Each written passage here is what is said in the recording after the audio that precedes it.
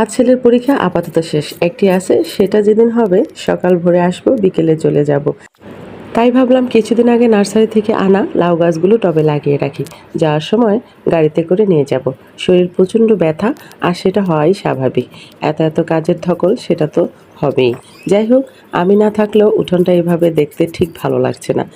তাই শত কষ্ট হওয়া সত্ত্বেও মনের আনন্দে ঝাড়ু দিচ্ছি।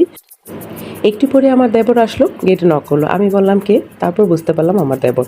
তারপর এটা সেটা দুনিয়া নানান কথা ওর সাথে আলাপ করতেছি, কিন্তু আমি বুঝতে পারিনি ও যে আসছে আমার শখের টেলিভিশনটা নিতে।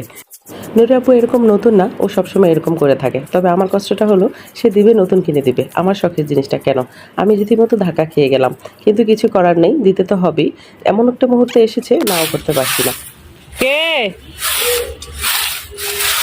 যাই হোক, স্বামীকে বিশ্বাস করবে না কেউ। আমি এদিকে খেলে মরছি চাকরানি সেজে, আর ও এদিক দা